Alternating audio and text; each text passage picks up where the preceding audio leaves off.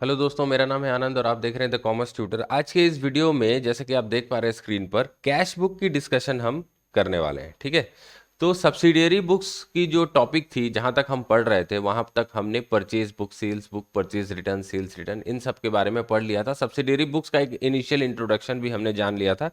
आज जो हम बुक करने वाले हैं ना, कैश बुक, ये एक यूनिक बुक है।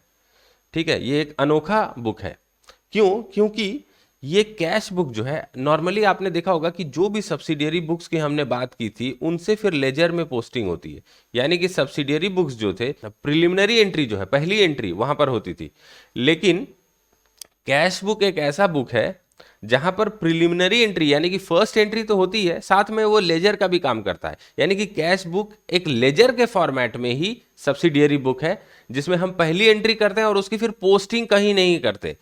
अब आप पूछोगे कि सर ऐसा क्यों होता है सर, आप एक बार बता दोगे? तो मैं बता देता हूं। देखो लॉजिक क्या है इसके पीछे। आप सोचो कि आप नॉर्मल जर्नल बना रहे हो, ठीक है, और जर्नल में आप कैश के ट्रांजैक्शंस रिकॉर्ड कर रहे हो और बाद में उसको लेजर में पोस्ट कर रहे हो, तो क्या होगा? सबसे पहले ये चीज सुनो।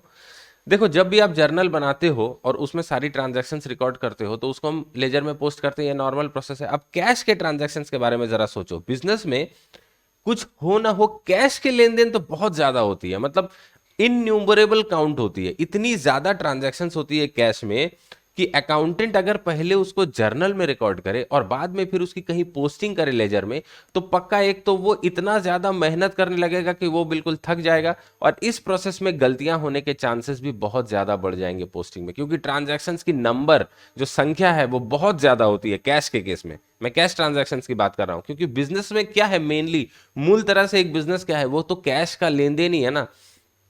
इसलिए जब अकाउंटिंग की थोड़ी सी डेवलपमेंट हुई तो उन्होंने सोचा कि चलो जर्नल को तो हम अलग अलग पार्ट्स में डिवाइड कर ही रहे हैं, उसमें एक पार्ट कैश बुक भी होगा, लेकिन कैश बुक को हम ऐसा बनाएंगे कि उसकी कहीं पोस्टिंग करने की जरूरत ना पड़े।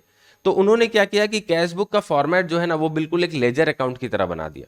और डेबिट साइड में जब कैश आता है हमारे पास, तो हम किस साइड रिकॉर्ड करते हैं? डेबिट साइड में, क्योंकि कैश जो है एसेट है और वो बढ़ रहा है, उसमें इंक्रीज हो रहा है, तो डेबिट करेंगे। तो डेबिट साइड को उन्होंने नाम दे दिया रिसीव्ड साइड, यानी कि कैश हम रिसीव कर रहे हैं जिस साइड। और क्रेडिट साइड का उन्होंने नाम दे दिया पेमेंट साइड। तो जब हम कैश पेमेंट करते हैं तो कैश की जो बैलेंस है हमारे बिजनेस है, कैश हमारे बिजनेस में कम हो जाता है। तो जब भी कोई एसेट कम होता है, डिक्रीज होता है, तो उसको करते हैं क्रेडिट। तो कैश बुक में जो क्रेडिट साइड बना दिया उन लोगों ने, क्रेडिट साइड का नाम दे दिया पेमेंट साइड, क्योंकि जब हम पेमेंट करते हैं तभी कैश हमारा कम होता है। तो और किसी भी केस में आप देखोगे कि हमेशा बिजनेस में जितना रिसीप्ट्स होता है उससे पेमेंट्स कम ही होता है, क्योंकि रिसीप्ट्स का और अपने कैश का जो बैलेंस है टोटल, उससे ज्यादा आप पेमेंट तो कभी कर नहीं सकते ना। जितना आपके पास कैश है उससे ज्यादा तो आप खर्च नहीं कर सकते। तो कैश बुक का हमेशा जो बैलेंस आएगा वो डेबिट बैलेंस ही आएगा, क्योंकि एसेट है। तो ये कुछ बातें हैं जो आपको ध्यान में रखनी है। अब यहां पर देखो लिखा हुआ है कि हम यहाँ पर इस चैप्टर से क्या क्या सीखेंगे, इस चैप्टर में कैश बुक टॉपिक में हम क्या क्या सीखेंगे। ओके, और ये जो आप देख रहे हो किताब, ये इंस्टीट्यूट की मैथ है, साइट में फ्री में अवेलेबल है, डिस्क्रिप्शन में आपको लिंक मिल जाएगी, डाउनलोड कर लेना, ठीक है, क्योंकि इलस्ट्रेशंस जो है हम यहीं से सॉल्व करने वाले हैं, और ये किताब जो है मैं प्रेफर करता हूँ फॉलो करने को। तो देखो कैश बुक जो है हमारी, वो एक सब्सिडियरी बुक तो है, लेकिन वो ट्रीट होती है एक प्रिंसिपल बुक के तौर पे। अब सब्सिडियरी बुक क्या होता है? सब्सिडियरी बुक वो बुक होता है जिसमें आप फर्स्ट एंट्री करते हो, पहली एंट्री। जब भी कोई ट्रांजैक्शन होती है तो फर्स्ट एंट्री, जैसे कि जर्नल, ठीक है। और प्रिंसिपल बुक क्या है? जहां पर आप फर्स्ट एंट्री को पोस्टिंग करते हो, ठीक है। तो पोस्ट जो करते हो वो प्रिंसिपल बुक होती है, और प्रिंसिपल बुक से ही सारे लेजर बैलेंसेस उठा करके हम ट्रायल बैलेंस बनाते हैं। अब कैश बुक के केस में क्या है? देखो कैश बुक एक ऐसा बुक है जहां पर आप फर्स्ट एंट्री तो करते ही हो, साथ ही आप उस एंट्री को कहीं पोस्ट नहीं करते हो, डायरेक्टली बैलेंसेस आप कैश बुक से निकालते हो और ट्रायल बैलेंस में पुट कर देते हो। तो उस हिसाब से अगर आप देखो तो कैश बुक की कहीं पोस्टिंग नहीं होती है, कैश बुक में ही पहली एंट्री होती है और कहीं पोस्टिंग नहीं होती। क्यों? क्योंकि मैंने आपको बता दिया कि इतने सारे कैश के ट्रांजैक्शंस होते हैं कि अकाउंटेंट तो पगला ही जाएगा अगर आप उसको बोलोगे ना कि कैश के भी सारे ट्रांजैक्शंस को पहले जर्नल में या किसी कहीं पर भी रिकॉर्ड कर, फिर लेजर में उसको पोस्टिंग कर। तो कैश बुक की हम कोई पोस्टिंग लेजर में नहीं करते हैं, और इसीलिए लेजर में जो है आपको कोई कैश अकाउंट देखने को नहीं मिलेगा। कैश बुक ही जो हमारी बनेगी, उसी को कैश अकाउंट की तरह हम यूज करने वाले हैं, ठीक है।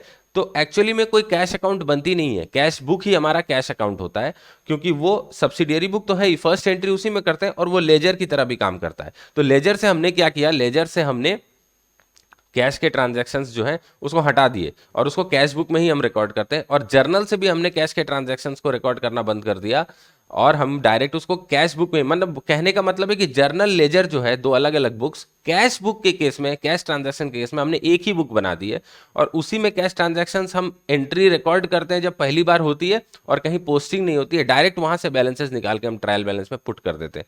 तो इसीलिए कैश बुक को सब्सिडियरी और प्रिंसिपल बुक दोनों कहा गया है। ठीक है, अगर आपसे कभी भी कोई भी बंदा लाइफ में पूछ ले कि एक ऐसी बुक बताओ जो जर्नल भी है और लेजर भी, तो आप बताना कि वो कैश बुक है। ठीक है, या कोई पूछे कि आप एक ऐसी बुक बताओ जो सब्सिडियरी बुक भी है और प्रिंसिपल बुक भी है, तो आप बताना कैश बुक। ठीक है, अब कैश बुक के कुछ काइंड्स होते हैं, अलग अलग प्रकार। ठीक है, काइंड्स ऑफ या टाइप्स ऑफ आप बोल सकते हो। एक होता है simple cash book, simple cash book, 2 column cash book and 3 column cash book. इसके बारे में आगे डिस्कस करते हैं। अब यहां पर देखो थर्ड पॉइंट में आपको बोला है कि you have to learn the technique of preparation of simple cash book and how to balance it. तो हमको सीखना है कि सिंपल कैश बुक कैसे बनानी है और उसको बैलेंस कैसे करना है। बिल्कुल ईजी है, कोई इसमें मतलब कठिन तो कुछ भी नहीं है, बिल्कुल मक्खन है, एकदम ईजी। एक बार आप देख लोगे तो आपको लगेगा कि अरे यार इतना ईजी है, कोई इसमें तो कुछ सोचना ही नहीं है। ठीक है, see how the double column cash book is prepared adding discount column along with cash column. अब एक डबल कॉलम कैश बुक या ट्रिपल कॉलम कैश बुक में भी कभी कभी डिस्काउंट कॉलम भी हम ऐड कर देते हैं। अब कुछ लोग ना सोचते हैं कि डिस्काउंट कॉलम को कैश बुक में ऐड करने का क्या लॉजिक है। लॉजिक है, देखो कैश डिस्काउंट जो हमने सीखा था ना, यहां पर जो डिस्काउंट की बात हम कर रहे हैं ना, ये कैश डिस्काउंट है। यहां पर मैं पेन से लिख देता हूं, ये जो डिस्काउंट कॉलम की बात कर रहे हैं ये है कैश डिस्काउंट। ठीक है, तो कुछ लोग सोचते हैं कि डिस्काउंट कॉलम को कैश बुक में ऐड करने की क्या जरूरत है। देखो भाई, जब भी हम डिस्काउंट रिसीव करते हैं या किसी को डिस्काउंट अलाउ करते हैं तो वो कब हो रही होती है पता है? कैश डिस्काउंट के केस में वो तब हो रही होती है जब हम कैश की पेमेंट या किसी से कैश रिसीव करते हैं। ठीक है, जब आप किसी से कैश रिसीव करोगे उसी समय आप उस बंदे को डिस्काउंट दे पाओगे, कैश डिस्काउंट। या किसी को आप जब कैश पे करोगे अपने सप्लायर को तो उसी समय आप उससे डिस्काउंट ले पाओगे। तो इसीलिए क्या किया जाता है कि डिस्काउंट की एंट्री भी साथ साथ कैश ट्रांजैक्शन के साथ रिकॉर्ड करनी इजी हो जाए, इसलिए कभी कभी कैश बुक में ही डिस्काउंट का कॉलम घुसा दिया जाता है। और आप देखोगे जब हम प्रैक्टिकली एक प्रॉब्लम करेंगे ना, तब आपको दिखाई देगा ये चीज कि डिस्काउंट का कॉलम कैश बुक में डाल देने के कारण डिस्काउंट की रिकॉर्डिंग बहुत ईजी हो जाती है। ठीक है, अब understand the techniques of preparing 3 column cash book. एक 3 कॉलम कैश बुक भी होता है जिसमें कैश होता है, डिस्काउंट होता है और बैंक अकाउंट का भी कॉलम वहीं पर रहता है। तो बैंक अकाउंट के ट्रांजैक्शंस भी आप वहीं पर रिकॉर्ड कर लेते हो। ये सब चीजें हम देखेंगे। अब आगे देखो, एक पेटी कैश बुक भी होता है। पेटी कैश बुक जो होता है ना, वो क्या होता है कि पेटी कैश मतलब होता है छोटे मोटे खर्चे। अब बिजनेस में एक सिस्टम होता है पेटी कैश का, जहां पर एक पेटी कैशियर होता है जिसको छोटे मोटे खर्चे करने के लिए रखा जाता है और उसको एक अमाउंट दे दी जाती है कि ले भैया 5,000 रुपए तो पकड़, इससे छोटे मोटे खर्चे करना। और जब ये खर्चे हो जाएं तो अपना किताब जो है पेटी कैश बुक उसको ला के हमको दिखाना, और उसके बाद जो है हम आपको क्या करेंगे, वो 5,000 रुपए फिर से रिम्बर्स कर देंगे। तो इसकी पूरी डिस्कशन मैं बाद में आपसे करूंगा। ठीक है, इसके ऊपर मैंने डेडिकेटेड वीडियो भी बना रखी है, तो उसका लिंक मैं कोशिश करूंगा कि आई बटन या डिस्क्रिप्शन में आपको दे दूं। तो पेटी कैश बुक का आपको वहां से एक प्रॉब्लम भी मैंने समझाया था, एक प्रॉब्लम भी कराया था, तो वो आपको पता चल जाएगा कि कैसे होता है। ठीक है, तो यहाँ पर हमको ये भी सीखना है कि कैसे पेटी कैश बुक को लिखना होता है, मेंटेन करना होता है, और पेटी कैश बुक से मेन कैश बुक में जो है एंट्रीज पोस्ट होती हैं। ठीक है, तो पेटी कैश बुक से मेन कैश बुक में हमको ट्रांजैक्शंस को पोस्ट करना पड़ता है। ओके, अब यहां पर देखो यूनिट ओवरव्यू में क्या लिखा हुआ है।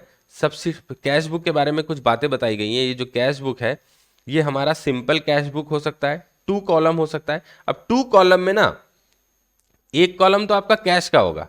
ठीक है, यहां पर लिखता हूं मैं, एक कॉलम जो है वो तो आपका कैश का होगा ही होगा पक्का। दूसरा कॉलम जो है इसमें 2 ऑप्शंस हो सकते हैं। एक तो आप बैंक का ट्रांजैक्शन इसमें रिकॉर्ड कर सकते हो दूसरे कॉलम में, और आप डिस्काउंट के लिए दूसरा कॉलम रख सकते हो। तो 2 कॉलम। और 3 कॉलम में क्या होता है, यहां पर मैं 3 कॉलम बनाता हूं। 3 कॉलम में एक तो आपका कैश हो ही जाएगा पक्का पक्का, दूसरा आपका बैंक होगा, और तीसरा जो है वो होगा डिस्काउंट। कभी कभी ऐसा भी होता है कि 3 कॉलम से ज्यादा भी बन सकते हैं। कब ऐसा होता है मैं बताता हूं। अगर आपके बिजनेस में एक से ज्यादा बैंक अकाउंट है, मान लो कि आपके बिजनेस में 2 बैंक अकाउंट है, एक आपने एसबीआई में खोल रखा है, एक आपने एचडीएफसी में खोल रखा है, ठीक है, 2 बैंक अकाउंट्स होते ही हैं भाई, बड़ा बिजनेस है, एक से ज्यादा बैंक अकाउंट होते हैं। तो उस केस में आप 3 की जगह 4 कॉलम कैशबुक बना सकते हो। बैंक के लिए आपको 2 कॉलम बनाने पड़ेंगे, एक एसबीआई वाला, एक एचडीएफसी वाला, ठीक है। लेकिन अभी हमारे सिलेबस में ऐसा नहीं होगा, शायद हमको वो चीज देखनी नहीं पड़ेगी। पर अगर आप क्लास 11 के सिलेबस के लिए देख रहे हो तो मैं बता दूं कि कैश बुक में 3 कॉलम से ज्यादा भी हो सकते हैं। ओके, अगर आपके 4 बैंक अकाउंट्स हैं तो कैश बुक में 5 कॉलम का भी आप बना सकते हो, ये आपकी इच्छा पर है। चलो अब आगे बढ़ते हैं। देखो यहां पर वही बात कही गई है कि कैश बुक एक सब्सिडियरी और प्रिंसिपल बुक है, जो कि मैंने ऑलरेडी आपके साथ डिस्कस कर लिया। तो ज्यादा क्लैरिफिकेशन के लिए आप एक बार इंस्टीट्यूट की मैथ से इतना पार्ट जो है वो पढ़ लेना, क्योंकि मैंने आपके साथ जो भी चीज थी वो अभी डिस्कस कर ली है, ठीक है। काइंड्स ऑफ कैश बुक भी मैंने आपके साथ अभी डिस्कस कर लिया कि simple cash book, 2 column cash book, 3 column cash book, ये सारी चीजें हमने जो है डिस्कस कर ली। और पेटी कैश के बारे में भी मैंने आपको थोड़ा सा बताया है, विस्तार से डिस्कशन जो है इसकी बाद में करेंगे।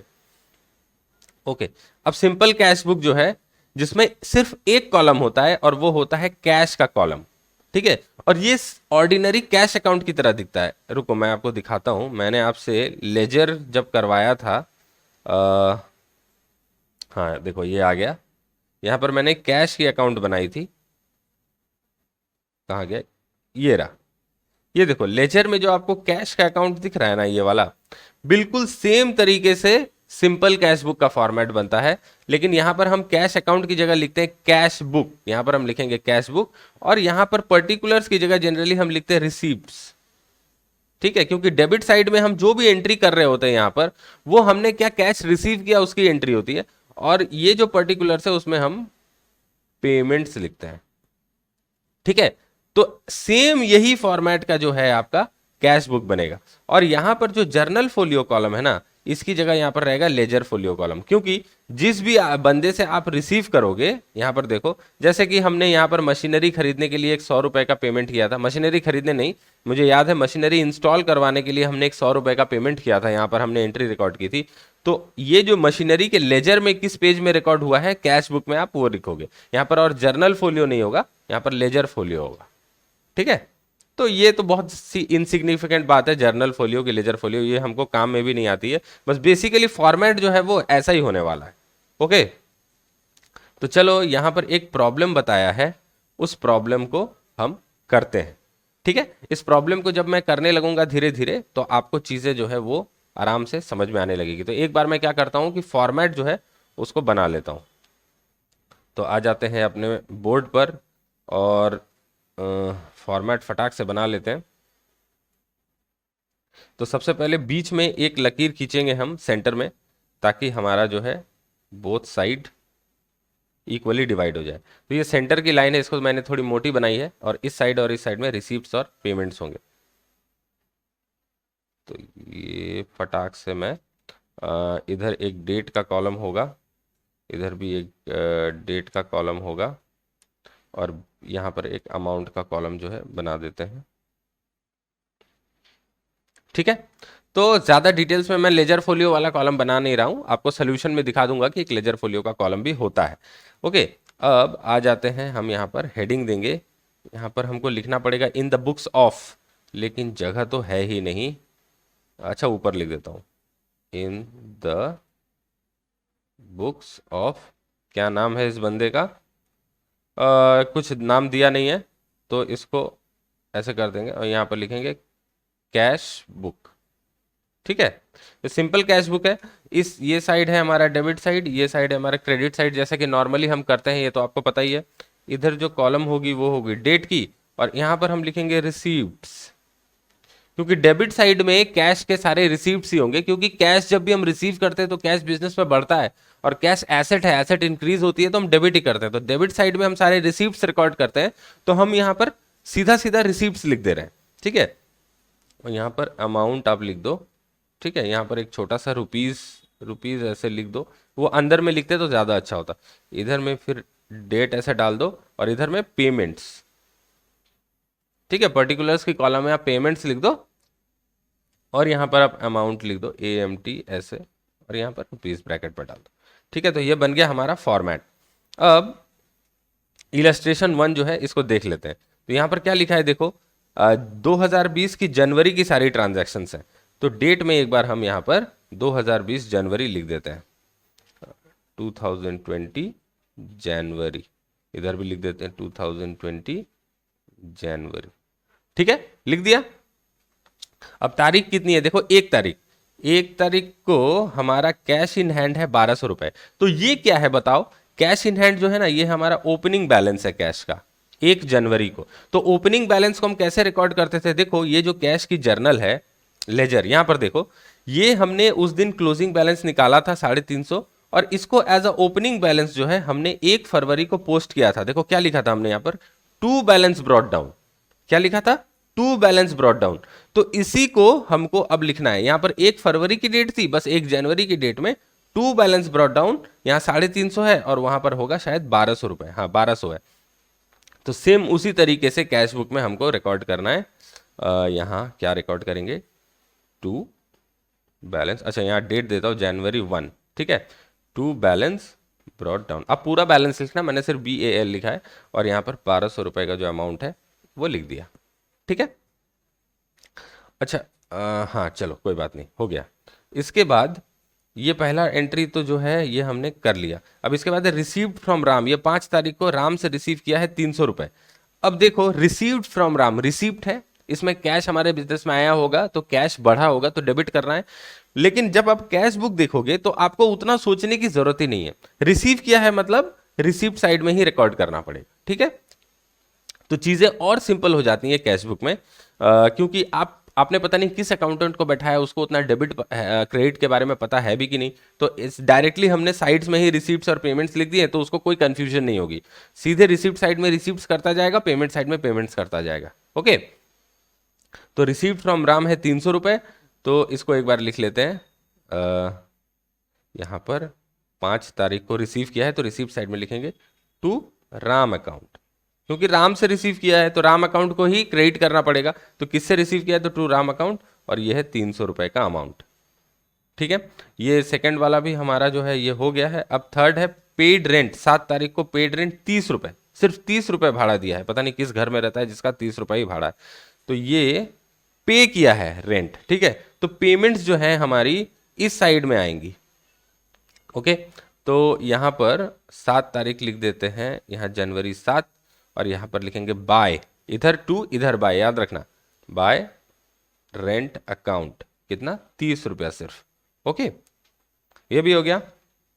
तो पेड रेंट भी हमने कर लिया। सोल्ड गुड्स फॉर कैश, अब देखो कैश सेल्स किए हैं, और सेल्स बुक पढ़ाते समय मैंने आपको बताया था कि जब भी कैश सेल्स होंगी ना तो वो कैश बुक में रिकॉर्ड होंगी, सेल्स बुक में रिकॉर्ड नहीं होंगी। अगर यहाँ पर sold goods for on credit ऐसा लिखा हुआ रहता, टू श्याम राम जो भी हो नाम, तो वो क्या होता, वो सेल्स बुक में आता, वो कैश बुक में रिकॉर्ड नहीं होता। लेकिन यहाँ पर सोल्ड गुड्स फॉर कैश किया है 300 रुपए का, तो हम कैश बुक में रिकॉर्ड करेंगे। तो 8 तारीख है, अमाउंट है 300 रुपए।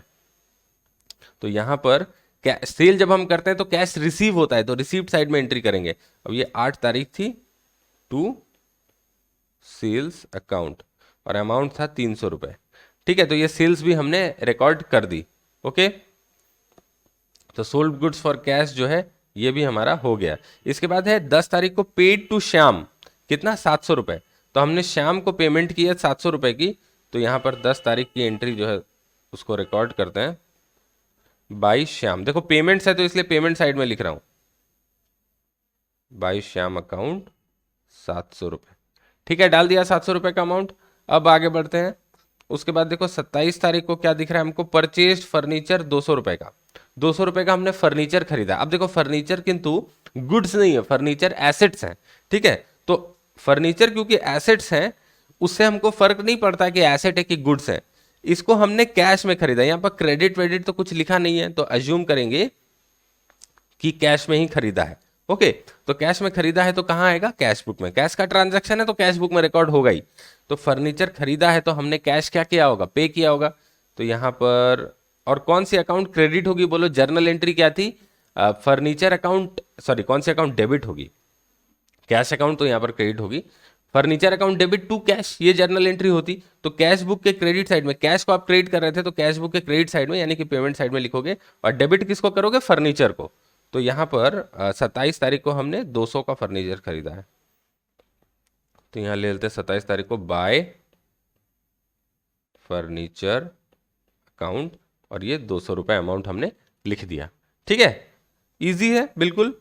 अब 31 तारीख को देखो हमने कुछ सैलरीज पे की है, 31 तारीख को पेड सैलरीज 100 रुपये, तो 100 रुपये की सैलरी पे की है 31 तारीख को, इसको भी रिकॉर्ड कर लेते हैं। डेट क्या है हमारी 31, और पेमेंट क्या है, तो पेमेंट साइड में बाय सैलरीज अकाउंट कितना था अमाउंट, 100 रुपये। तो यहाँ पर 100 रुपये का सैलरी हमने पे कर दिया। ठीक है, अब लास्ट ट्रांजैक्शन एक बची है 31 तारीख को, देखो rent due not yet paid for January, ये जनवरी महीने का पूरा ट्रांजैक्शन था। ठीक है, अब 31 तारीख को ये बोल रहा है कि रेंट ड्यू है, अभी तक पे नहीं किया फॉर जनवरी, तो जब कैश पे ही नहीं किया है तो क्या कैश बुक में एंट्री होगी, बताओ। ये सब कंफ्यूज करने के लिए दे देता है। अब कोई बंदा जो अगर नॉट येट पेड इसको अगर ध्यान से ना पढ़े तो यहाँ पर सैलरीज की जैसे मैंने एंट्री की है वैसे रेंट की एंट्री बाय रेंट ऐसे लिख देगा 100 रुपये।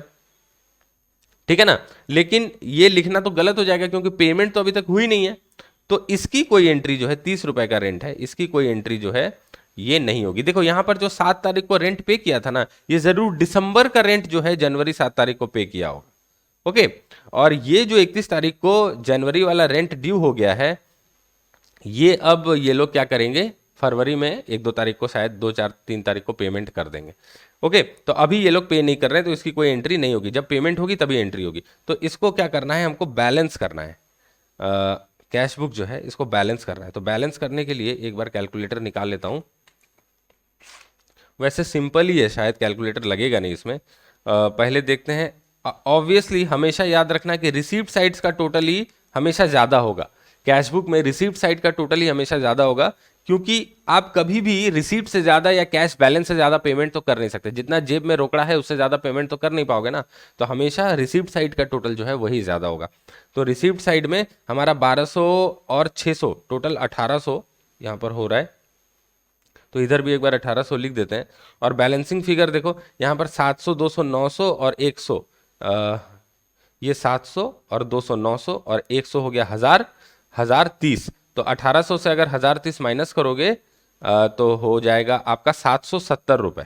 तो यहाँ पर लिख दो 770, और यहाँ 31 तारीख का डेट दे दो और लिखो by balance carried down.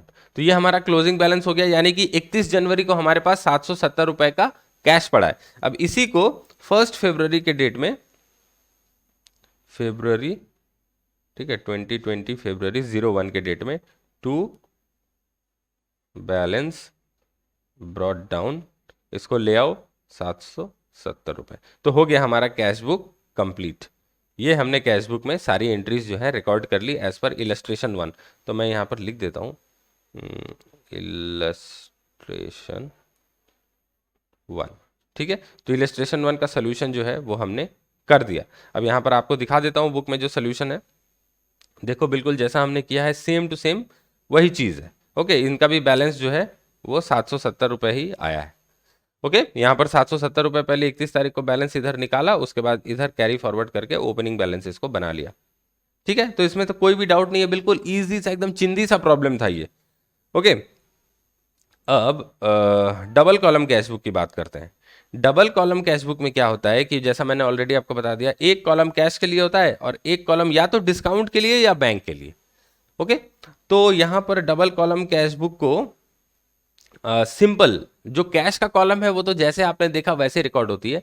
Bank का कॉलम अगर जहां पर बनाएंगे हम, तो वहां पर अगर कभी चेक से ट्रांजैक्शन हुई, ऐसा बोल दिया कि बैंक अकाउंट में रिसीव हुआ है या चेक से पेमेंट हुआ है, तो उसको कैश के कॉलम की जगह बस बैंक के कॉलम में एंट्री करनी है, बस इतना ही है, एकदम सिंपल है, इसमें कुछ भी ज्यादा सोचने और समझने वाली बात नहीं है।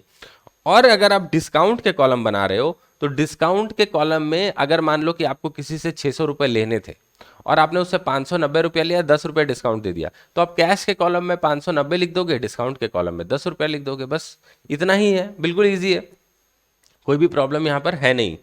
लेकिन एक चीज समझना कि कैश का बुक जो है, कैश का कॉलम जैसे आपने यहाँ पर बैलेंस किया है ना, डिस्काउंट का कॉलम का कोई बैलेंस नहीं किया जाता। देखो discount columns are not balanced. Discount का कॉलम का बैलेंस निकाल के क्या होगा, डिस्काउंट कोई एसेट है क्या कि जिसकी बैलेंस निकालेंगे? डिस्काउंट का हम क्या करेंगे, टोटल लगाएंगे और कितना डिस्काउंट का खर्चा हुआ उसको पता करेंगे और उसको डिस्काउंट अकाउंट जो है लेजर में उसमें पोस्ट कर देंगे। ठीक है, सारी चीजें क्लियर हो जाएंगी जब मैं आपको बताऊंगा करके, फिजिकली जब करके बताऊंगा प्रैक्टिकली, तब आपको सारी चीजें समझ में आ जाएंगी। अब इलस्ट्रेशन 2 जो है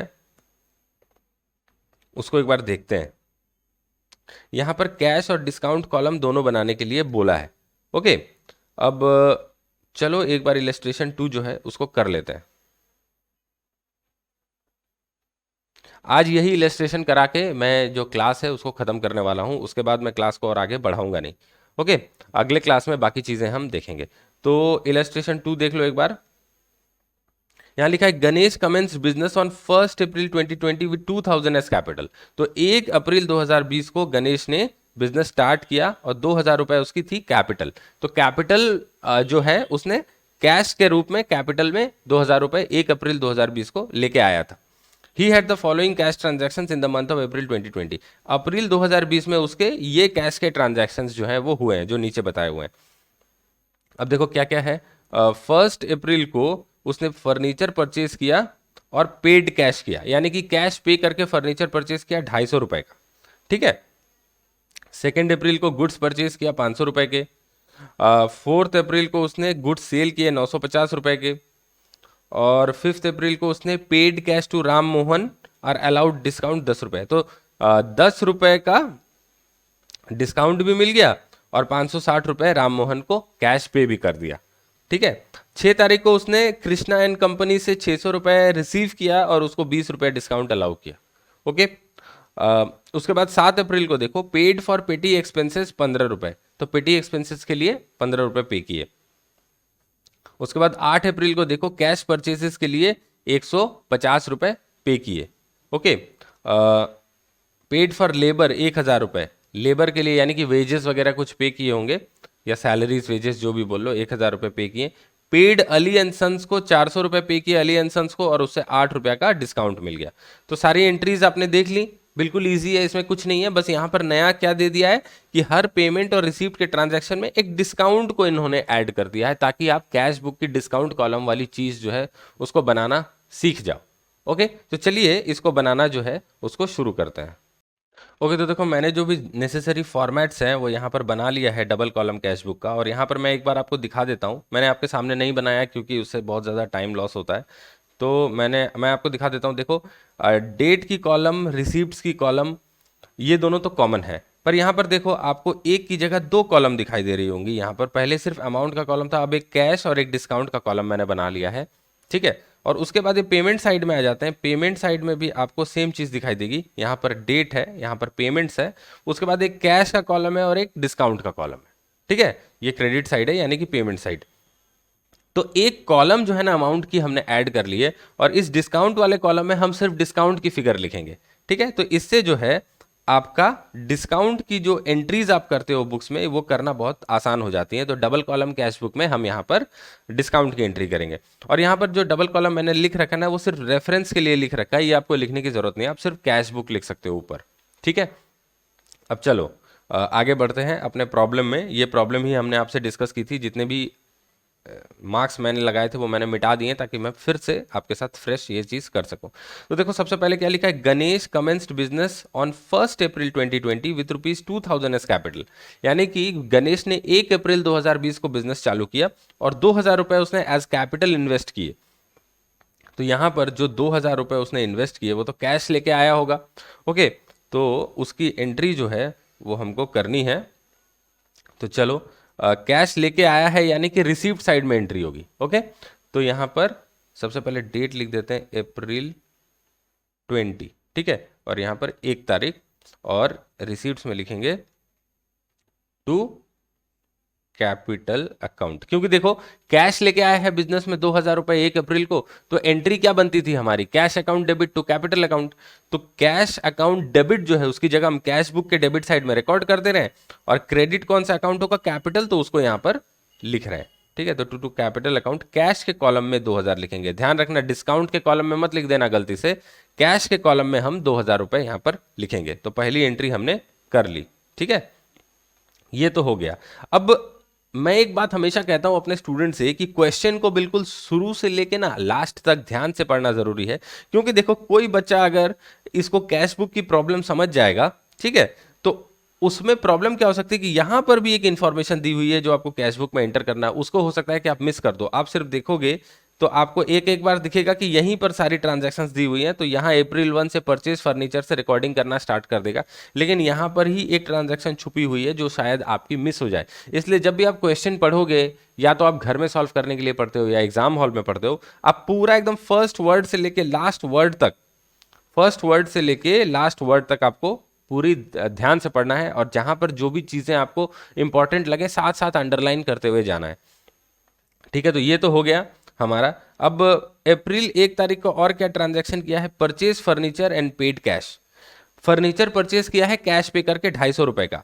तो आओ अप्रैल 1 तारीख को इस साइड में पेमेंट्स की साइड में एंट्री करनी पड़ेगी। तो यहां पर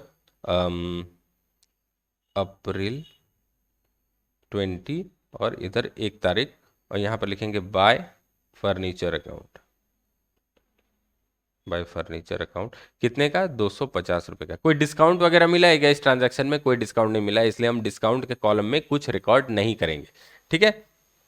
आगे बढ़ते हैं, ये यहां तक हमने कर लिया है। अब 2 तारीख को देखो, कहाँ गया मेरा, 2 तारीख को देखो परचेज गुड्स। तो गुड्स की परचेज हमने की है 500 रुपए की, ओके। तो गुड्स हमने परचेज किया है 500 रुपए का, उसको हम रिकॉर्ड कर देते हैं कैश बुक में 2 तारीख को। तो गुड्स जब हम परचेज करते हैं तो ऑब्वियसली हम पेमेंट्स कर रहे होते हैं, तो हमारी पेमेंट साइड में ही रिकॉर्डिंग होगी, इधर रिसीप्ट साइड में नहीं करेंगे, पेमेंट साइड में ही करेंगे। तो ये कितने तारीख को था मैं भूल गया, 2 तारीख को था। तो 2 तारीख जो है, 2 तारीख को by purchase account, goods purchase किया है तो किस अकाउंट को डेबिट करेंगे, परचेज अकाउंट को। और पेमेंट किया है कैश, तो कैश अकाउंट होना चाहिए क्रेडिट, इसीलिए कैश बुक के क्रेडिट साइड में हम रिकॉर्ड कर रहे हैं, क्रेडिट साइड यानी कि पेमेंट साइड। तो यहां पर अमाउंट था कितने का, 500 रुपए का गुड्स परचेज किया था, तो इधर 500 रुपए। कोई डिस्काउंट वगैरह की अभी तक कोई बात नहीं बोली है, इसलिए डिस्काउंट के कॉलम में कोई एंट्री नहीं होगी, ठीक है। अब 4 तारीख को देखो गुड्स सेल किया है 950 का। तो गुड्स सेल किया है तो कैश रिसीव किया होगा, तो आ जाते हैं रिसीव्ड साइड में। अब तारीख था 5, ठीक है, टू सेल्स अकाउंट 950, ये कैश के कॉलम में होगा, ओके।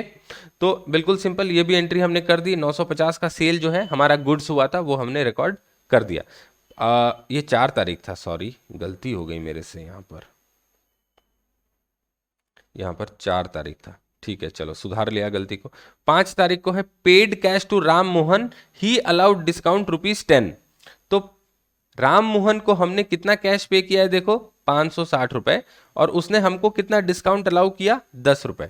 तो राम मोहन को हमको शायद 570 रुपए देने थे, और उसने 560 रुपए लेके 10 रुपए हमारे छोड़ दिए। तो ये जो पेमेंट की एंट्री है उसको कैसे करेंगे, ये देखो। अब यही मेन है यहाँ पर अंतर। 5 तारीख को एंट्री हुई थी, 5 तारीख को ट्रांजैक्शन हुई थी।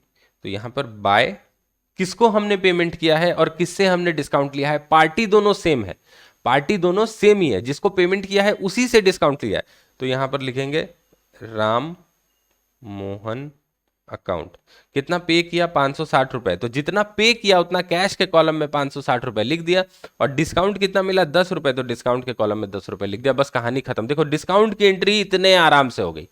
अब यहां पर लॉजिक समझो, ये चीज इतनी कन्वीनियंट क्यों है। देखो अगर आप इसकी जर्नल एंट्री पोस्ट करते तो आप क्या करते, मैं एक बार यहीं पर लिखता हूं, बाद में मिटा दूंगा, मैं यहां पर लिखता हूं, आप एंट्री पोस्ट करते, राम मोहन अकाउंट को आप डेबिट करते, कितने से आप करते, 560 और 10 रुपए, 570 रुपए से आप डेबिट करते, और 2 करते आप कैश, क्योंकि कैश आपने पेमेंट किया था 560 रुपए, और 2 डिस्काउंट रिसीव्ड, क्योंकि ये आपका एक इनकम हो गया, आपने 10 रुपया जो है डिस्काउंट रिसीव कर लिया, तो 10 रुपए। तो ये होती हमारी जर्नल एंट्री, ठीक है। अब देखो दोनों केस में राम मोहन कितने का डेबिट हुआ, 570 का।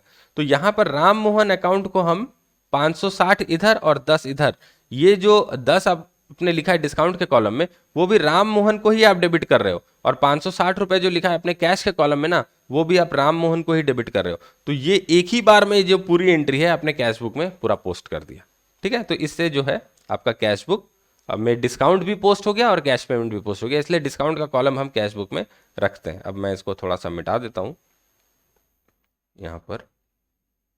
ठीक है, तो राम मोहन को हमने 560 रुपए पे किया और 10 रुपए उससे डिस्काउंट हासिल कर लिया, इसकी एंट्री हमने देख ली।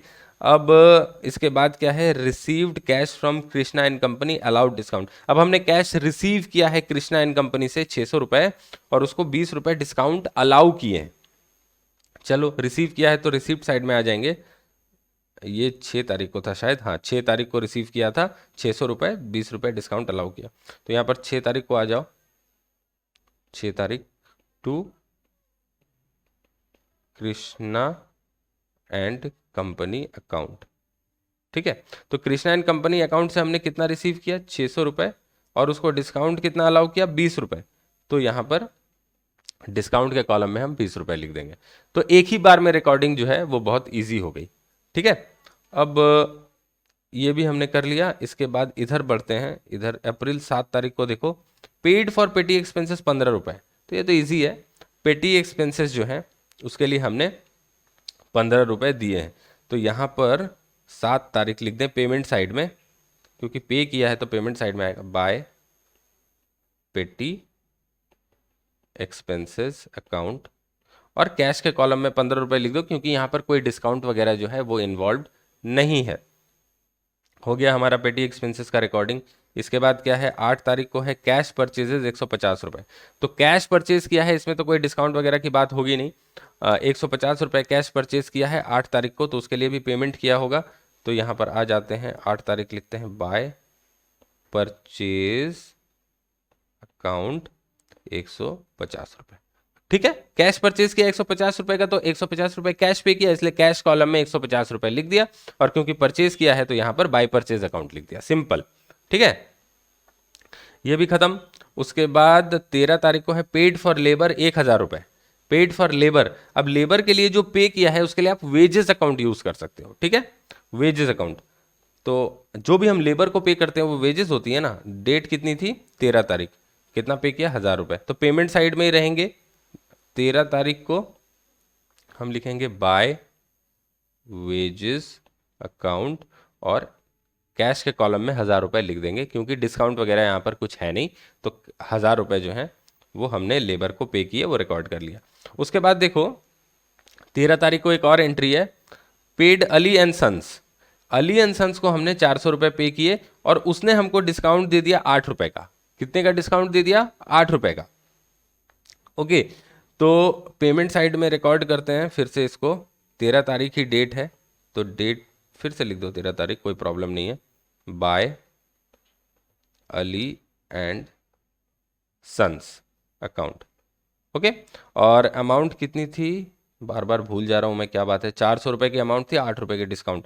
तो कैश के कॉलम में 400 रुपये लिख देंगे, डिस्काउंट के कॉलम में 8 रुपये लिख देंगे। तो ये हो गया हमारा सारा एंट्रीज जो है हमने यहाँ पर बुक में रिकॉर्ड कर लिया। अब कुछ रिकॉर्ड करना बाकी नहीं है। देखो यहाँ पर भी कैश बुक बनाया हुआ है। अब क्या करनी पड़ेगी हमको, बैलेंसिंग। लेकिन बैलेंसिंग जो हम करेंगे ना, वो सिर्फ इन कैश कॉलम्स की बैलेंसिंग करेंगे, सिर्फ कैश कॉलम की। और डिस्काउंट कॉलम की हम क्या करेंगे, टोटल लगाएंगे बस।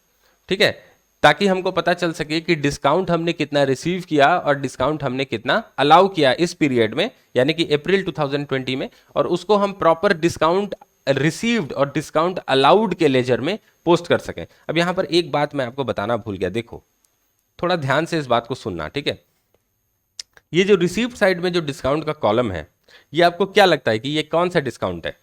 देखो, जब भी आप किसी से कैश रिसीव करते हो तो वो कौन होता है, जनरली आपका कस्टमर होता है, और उसको जो आप डिस्काउंट देते हो, अलाउ करते हो, वो आपका एक एक्सपेंस होता है। तो कैश बुक के रिसीव्ड साइड में जो डिस्काउंट का कॉलम होता है ना, ये होता है हमारा एक्सपेंस, यानी कि डिस्काउंट अलाउड की फिगर है। इस साइड जो फिगर आएगी वो डिस्काउंट अलाउड की फिगर है। ओके, और ये जो कैश बुक का जो क्रेडिट साइड है, यानी कि पेमेंट साइड, ओके, तो यहां पर जो डिस्काउंट आप रिकॉर्ड कर रहे हो, कौन सा डिस्काउंट है, ये जो राम मोहन को आपने पेमेंट की 560 रुपए की, उस समय आपको 10 रुपए का डिस्काउंट मिला। तो राम मोहन कौन है? हमारा सप्लायर है, हमारा क्रेडिटर है। क्रेडिटर को जब हम पेमेंट करते हैं तो हमको डिस्काउंट मिलता है। तो यहां जो 10 रुपए का डिस्काउंट आपने रिकॉर्ड किया है, ये क्या है? आपकी इनकम। तो कैश बुक के पेमेंट साइड में जो डिस्काउंट का कॉलम आता है वो है डिस्काउंट रिसीव्ड। याद रखना, लिख लो नोटबुक में अभी। कैश बुक के पेमेंट साइड में या क्रेडिट साइड में जो डिस्काउंट का कॉलम है वो है डिस्काउंट रिसीव्ड, और डेबिट साइड में जो डिस्काउंट का कॉलम है या रिसीव्ड साइड में है वो है डिस्काउंट अलाउड। अब बहुत लोग बिजनेस में क्या करते हैं कि एक ही डिस्काउंट की अकाउंट जो है लेजर में रखते हैं, उसमें क्रेडिट में जो भी आइटम पोस्ट हुआ उसको वो मान लेते हैं कि वो डिस्काउंट रिसीव्ड है। मान क्या लेते हैं? वो डिस्काउंट रिसीव्ड की एंट्री को उसके क्रेडिट साइड में पोस्ट कर देते हैं, और डेबिट साइड में जो भी पोस्टिंग्स हुई वो डिस्काउंट अलाउड की एंट्री हो गई। ठीक है। और कुछ लोग क्या करते हैं बिजनेस में, डिस्काउंट अलाउड और डिस्काउंट रिसीव्ड की अकाउंट्स जो हैं बुक्स में वो अलग अलग रखते हैं, अलग अलग, ताकि कंफ्यूजन ना हो। तो डिस्काउंट अलाउड का अगर अकाउंट रखते हैं अलग, तो यहां पर जो ये जो डेबिट साइड में जो आपकी डिस्काउंट की जो टोटल आएगी इस कॉलम की, अभी तो इस कॉलम की टोटल 20 रुपए ही है, तो ये 20 रुपए कहां जाएगा? डिस्काउंट अलाउड लेजर में जो डिस्काउंट अलाउड का अकाउंट रहेगा वहां पर उसकी पोस्टिंग होगी। ठीक है। और ये जो डिस्काउंट का कॉलम है ये डिस्काउंट रिसीव्ड है, तो इसका जो 18 रुपए का टोटल हो रहा है दोनों को मिला के, तो इसका टोटल कहां जाएगा? ये लेजर में जो हमारा डिस्काउंट रिसीव्ड अकाउंट रहेगा उसमें जाएगा, पोस्टिंग होगा। ठीक है। और ये क्रेडिट साइड में पोस्टिंग होगा डिस्काउंट रिसीव्ड अकाउंट के, और ये डिस्काउंट अलाउड अकाउंट के डेबिट साइड में पोस्टिंग होगा, क्योंकि डिस्काउंट अलाउड क्या है? एक्सपेंस है, एक्सपेंस बढ़ रही है तो डेबिट करेंगे, और डिस्काउंट रिसीव्ड इनकम है, इनकम बढ़ रही है तो क्रेडिट करेंगे। लेकिन बहुत लोग सहूलियत के लिए क्या करते हैं, सिर्फ एक ही डिस्काउंट अकाउंट बनाते हैं, उसके डेबिट में जो भी पोस्टिंग्स आती है वो समझ जाते हैं कि ये डिस्काउंट अलाउड थी, और क्रेडिट साइड में जो भी पोस्टिंग्स आती है वो समझ जाते हैं कि वो डिस्काउंट रिसीव्ड थी। ठीक है। तो लेजर में सहूलियत के लिए आप जैसी मर्जी वैसे कर सकते हो, आप डिस्काउंट अलाउड और डिस्काउंट रिसीव्ड अकाउंट अलग अलग बना सकते हो, कोई प्रॉब्लम नहीं है, और आप एक साथ भी सिर्फ एक डिस्काउंट अकाउंट भी बना सकते हो। ठीक है। तो ये है बात। तो यहां पर हमने कंप्लीट कर दिया। अब इसका हमको बैलेंस करना पड़ेगा। बैलेंस करेंगे सिर्फ कैश के कॉलम की, क्योंकि कैश का कॉलम जो है अब वो कहीं पोस्टिंग नहीं होगा, सिर्फ डिस्काउंट की पोस्टिंग होगी लेजर में। कैश का मैंने क्या बोला कि कैश बुक एक सब्सिडियरी बुक के साथ प्राइमरी बुक भी है, तो वो सिर्फ कैश के रिस्पेक्ट में प्राइमरी बुक है। किसके रिस्पेक्ट में? कैश के रिस्पेक्ट में। और डिस्काउंट के रिस्पेक्ट में जो है ये डिस्काउंट के लेजर अकाउंट में आपको पोस्ट करना पड़ता है। ठीक है। तो यहां पर एक बार टोटल कर लेते हैं, एक बार मैं कर लेता हूँ इस साइड में। यहाँ पर देखो 2950 और 600, 2000 प्लस 950 प्लस 600, ये हो गया हमारा 3550। तो यहाँ लिखेंगे हम 3550। तो इसी साइड की टोटल ऑब्वियसली ज़्यादा आएगी, तो इसको एक बार इधर भी लिख देते हैं 3550, और इससे माइनस करेंगे हम, माइनस करेंगे ये सारी एंट्रीज, ये जो हैं जितने सारे अमाउंट्स हैं इसको हम 3550 से माइनस करेंगे। तो सबसे पहले 250 माइनस होगा, फिर 500 माइनस होगा, फिर 560 माइनस होगा, फिर 15 माइनस होगा, फिर 150, फिर 1000 और 400। तो 675 रुपये जो है हमारा यहाँ पर बैलेंस आ रहा है।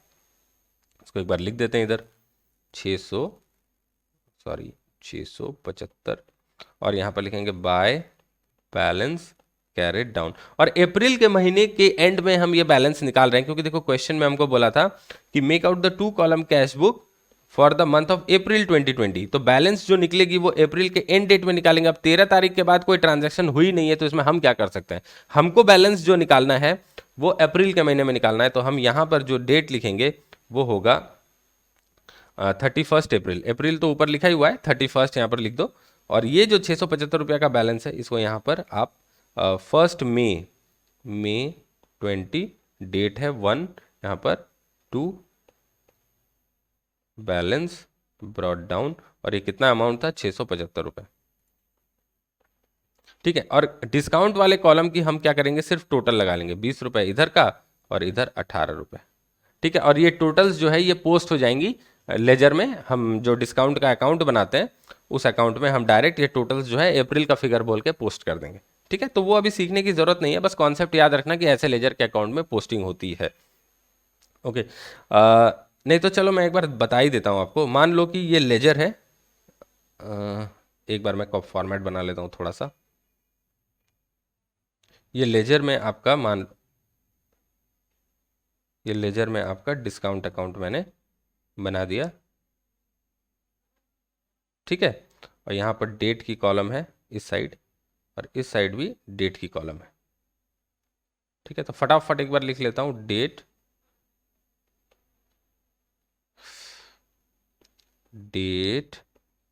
पर्टिकुलर्स रुपीस, इधर भी डेट पर्टिकुलर और रुपीस, ये डेबिट साइड और ये क्रेडिट साइड। और ये मान लो कि हमने एक कंबाइंड डिस्काउंट का अकाउंट बनाया है, ठीक है, डिस्काउंट अकाउंट लेजर में। अब क्या होगा, या कैश बुक में आपने डिस्काउंट कितना अलाउ किया है, आपने डिस्काउंट अलाउ किया है यहाँ पर 20 रुपए, ठीक है। तो ये आ जाएगा कैश डिस्काउंट अकाउंट के। डिस्काउंट जब आप अलाउ करते हैं तो डिस्काउंट का खर्चा क्या होता है, डेबिट होता है, ओके। तो यहाँ पर डेबिट में आपको लिखना पड़ेगा 31 अप्रैल को, ये 31/4/2020 के डेट में लिखना पड़ेगा, to figure from cash book, या to amount from cash book लिख देना, अमाउंट फ्रॉम कैश बुक। और यहाँ पर अमाउंट आपको लिखना पड़ेगा कितना, 20 रुपए, ठीक है। और यहाँ पर डिस्काउंट रिसीव्ड जो है ये 31/4/20 को आप लिखोगे bye amount from cash book. और यहाँ पर आप कितना लिखोगे, आपने कितना डिस्काउंट रिसीव किया था, 18 रुपए। तो इस तरह से आपकी जो है डिस्काउंट की फिगर जो है अकाउंट लेजर में पोस्टिंग हो जाएगी। यानी कि पूरे महीने में आपने जितने सारे भी डिस्काउंट्स रिसीव और ये किए थे उसका डिटेल्स यहाँ पर पोस्ट करने की जरूरत नहीं है। आप सारा का टोटल लगा लो और पीरियोडिक वे में आप डिस्काउंट्स जो है लेजर अकाउंट के डिस्काउंट के जो अकाउंट है वहां पर पोस्ट कर दो, तो आपका काम जो है वो खत्म हो जाएगा। तो आज का वीडियो काफी लंबा ऑलरेडी हो चुका है, तो इस वीडियो को हम यहीं खत्म करेंगे। इलस्ट्रेशन 2 तक मैंने कर लिया है। आप खुद ब खुद एक बार कोशिश करना कि इसके बाद जो 3 कॉलम कैश बुक है उसको आप देख सको, वरना अगले क्लास में तो हम उसको डिस्कस करेंगे ही, ठीक है। तो ये 2 इलस्ट्रेशंस जो अभी हमने किए हैं उसको एक बार आप खुद से भी सॉल्व करने की कोशिश करना। इंस्टीट्यूट का मैट तो आपको वेबसाइट में मिल ही जाएगा, लिंक वीडियो के डिस्क्रिप्शन में है। तो ये वीडियो कैसा लगा आप कमेंट सेक्शन में मुझे ज़रूर बताना। अगर अच्छा लगा तो इसको लाइक और शेयर भी कर देना और चैनल को सब्सक्राइब भी कर लेना। इस वीडियो को देखने के लिए आपका बहुत बहुत धन्यवाद। आपका दिन शुभ हो।